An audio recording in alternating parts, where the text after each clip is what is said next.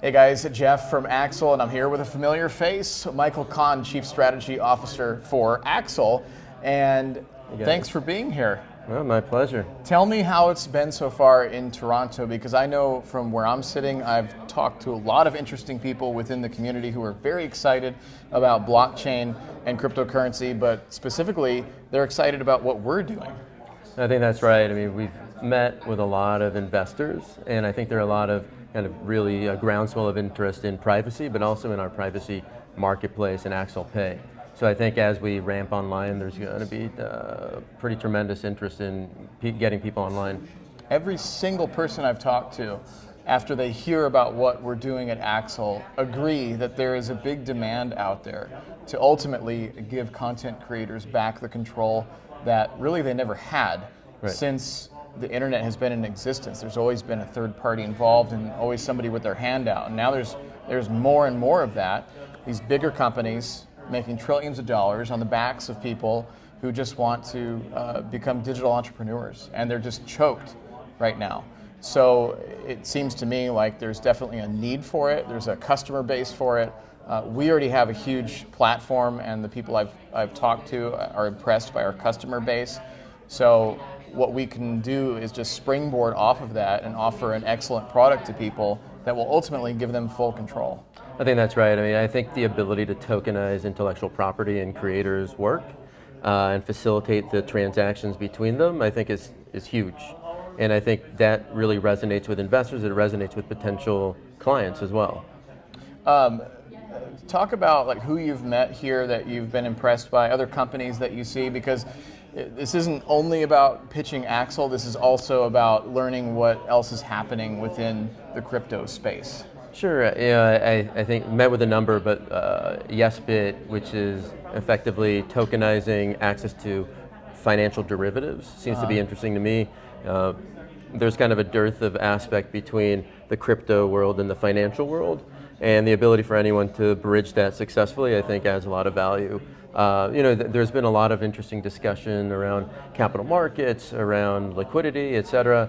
So I think it's been a very interesting summit, and at the same time, the Asian focus I think is very interesting because a lot of this capital is really coming in from Asia. Would you say that this summit is really Axel's introduction to the world?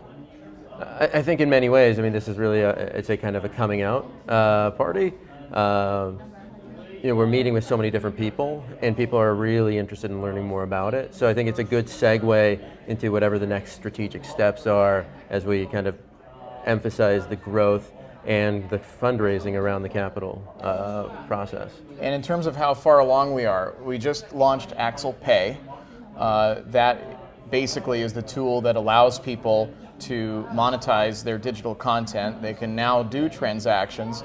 Ultimately, the grand vision is to have the blockchain constructed, an Axel token fueling through it. That way people aren't using PayPal. They can if they want, but really they're using our economy, Axel token, and not having any third-party involvement whatsoever, and nobody taking huge fees. Right. No, I think that resonates with people and content creators. So I think that's an important thing. What's it going to take for the average consumer, in your estimation, to ditch what is convenient to them? Because convenience these days does come at a cost, but it seems like a lot of people are willing to put up with that cost. And I'm talking about Amazon and Facebook and Yahoo and all these places that either have third parties taking cuts or they have been vulnerable to hacks, or both. Yeah, I mean, I think more than anything, it's going to take a lot of education, and then ultimately from there you fuel mass adoption. I think as we move forward, getting some key people on the platform, kind of leaders or thought leaders within the space, I think would be helpful, of course, as steering people onto the platform. But I think education more than anything, and letting people know that they could actually take ownership of things that in the past they've given away. I heard a fact put out here today at the summit that there are 2 billion people in the world who don't have access to traditional currency and banking as we know it. So the point that they made is that with the adoption of blockchain and cryptocurrency, that it could basically be the economy to so many parts of the world that either don't have a banking system as we know it, or they live in countries where it's so corrupt that they can't trust the banks or the government with their money. So it seems like beyond just content creators, there's a customer base in foreign markets where this could be a pretty big deal.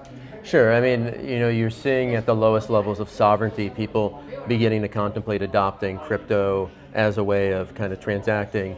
And that said, creating a marketplace such as ours is really going to be advantageous to them as well, because it gives them another avenue to monetize whatever they're creating. You recently went to Singapore. I did. Is that one of the communities that we're talking about that is going big on crypto? I think it's big on investing within the space, crypto and blockchain. I think a lot of the capital is really in Asia. It's Singapore, it's Japan, it's Korea, China as well. So I think these are areas of interest to them more than anything else. As an economy, I think they're not necessarily adopting crypto, but I think they've definitely adopted blockchain as a bellwether for investing and something that they're really kind of getting into. Next couple of years will be really interesting to see what happens. It will be. Good seeing you. All right, likewise, thank you. And a lot more to come from Toronto right here on Axel.